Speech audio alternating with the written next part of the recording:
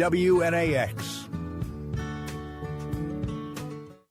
And a good afternoon. Welcome back to your afternoon 5-State Farm Report. Danielle Drotzman, your host here for 570 WNAX. Thanks for tuning in here today. Well, as we kick off your program here today, we are excited to welcome on Paul Dykstra.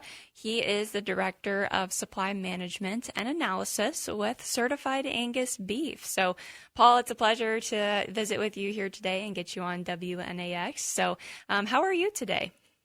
Oh, doing great so far, staying in the air conditioning, which is a popular theme these days. Absolutely, yes. We have been seeing some very warm temperatures outside, so thank goodness for air conditioning for sure. So I guess, well, since we last talked, anything new for you? I guess what's kind of been keeping you busy here at Certified Angus Beef throughout the summer? Well, we had some Angus business meetings in the month of June, and the National Junior Angus Show was a couple weeks ago where I oversaw the tabulation of the carcass contest for the youth exhibitors in that. And last week I was at the Northern Livestock Video Auction in Montana.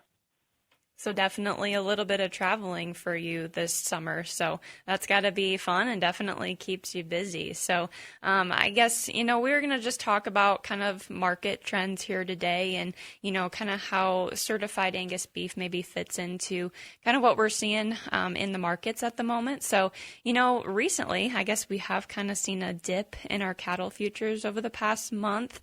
It's been a little bit of a rough go around for them at the moment. So I guess, are you getting any specific questions from your producers during this current market situation?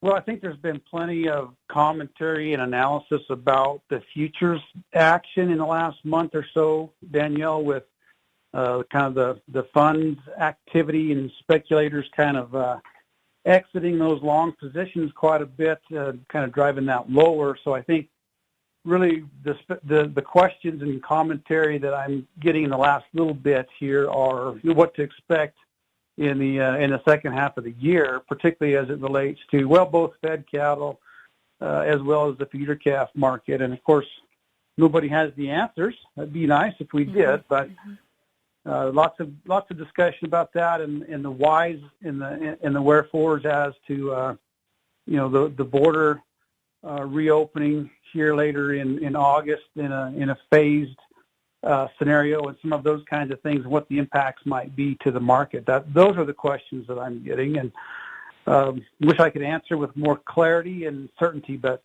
I'm just as curious as others most of the time. Yeah, for sure. And I guess if somebody had all those answers, they would probably be making a lot of money, and they would, they would, have their little crystal ball, whatever. Yeah, they'd be the king in charge. But anyway, I guess when you kind of see dips in like the market, like we're seeing at the moment, I mean, what does that kind of mean for producers who have the CAB brand, or can qualify for them for that premium? I mean, does it help them out? Does it kind of have their benefits? Does it not really make a difference? Or maybe just kind of explain that part of it.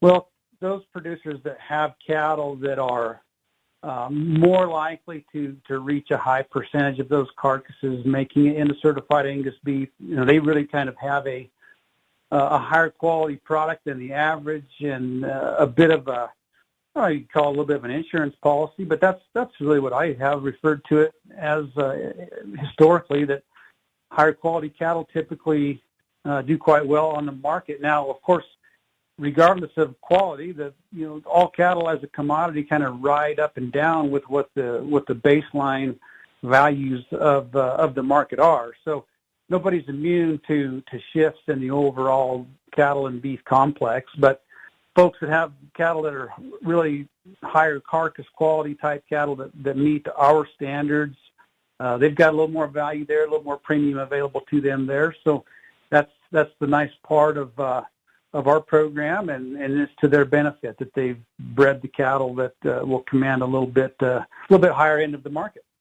Absolutely. And it just goes to show, I mean, just like the genetics that our producers are selecting for and just the quality of cattle that we're seeing nowadays, it's definitely always improving. So I know just another topic that we've kind of been hearing about recently is just the increase in carcass weights. And I mean, have we really seen an increase in carcass weights here recently? We've touched a record back in the spring. Actually revisited it again later in early summer, where marking new highs historically for carcass weights. Particularly those steers, of course, are the ones that really press the upper ends of the spectrum. Now that we're getting July just about wrapped up, we have seen in that 2-week delayed data a much lower top end or average of carcass weights as we typically see in a seasonal pattern. Midsummer weights do come down, and that's happened this year. So that's nice from the standpoint that we've got more cattle that meet our specifications, but because we do at Certified Angus Beef have an upper limit of an 1,100 pound maximum carcass weight, and we sure saw a number of carcasses exceeding that earlier in the season, but now it's relented back to 25 pounds or so lighter, and that's helped that scenario out quite a bit. Absolutely. And like you said, you kind of, to qualify for the CAB premium, the carcasses have to, meet certain standards. And if you have too heavy of a carcass, that can, I guess, fail you for those CAB premiums. I guess, in what ways can that fail you? Maybe just explain that a little bit more. Well, we have 10 carcass standards that must be met after those live animals meet our predominantly black-hided live animal spec. And I won't go through all 10 of those carcass specs here for the sake of time, but simply put, from a carcass weight perspective, when any carcass weighs over 1,100 pounds, it is disqualified from our program. And again, every carcass must meet all 10 standards. So the list is decently long there, but really the biggest risk factors for carcasses that don't qualify are not meeting our marbling requirement, which is the upper 2/3 of the choice quality grade and higher. That's the number one factor by far. But excess carcass weight, excess back fat, and ribeyes exceeding 17 inches have been a factor as we have seen these cattle fed to record heavy weights and to an excessive, well, not an excessive, but record long number of days on feed, which has been a feature of this market here in the last multiple months as well. Yeah, for sure. So definitely something we should probably keep an eye on and just watch out for the trends in those carcass weights. But I guess also on another note, I was going to kind of point out that you run the CAB Insider. So, you put together a lot of market materials there. So maybe explain kind of what you do on the Insider part of things and where we could maybe find that if we want to learn more.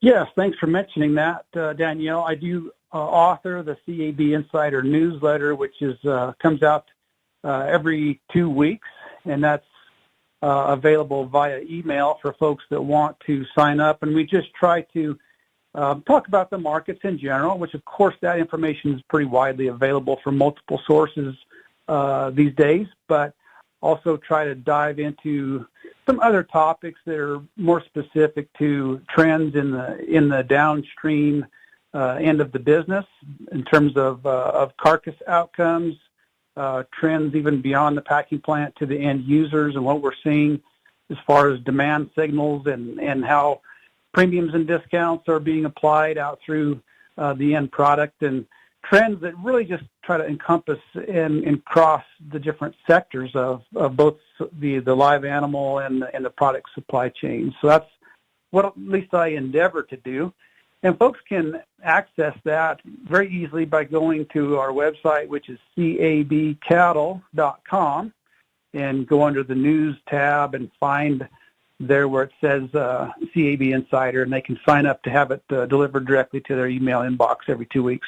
Perfect. All right. Yeah, I was searching around kind of on that website, kind of preparing for this interview, and you got a lot of great information on there. So any folks who are kind of interested in the market should definitely check it out. So with that, Paul, I guess, did I miss anything or anything to wrap up on here before I let you go?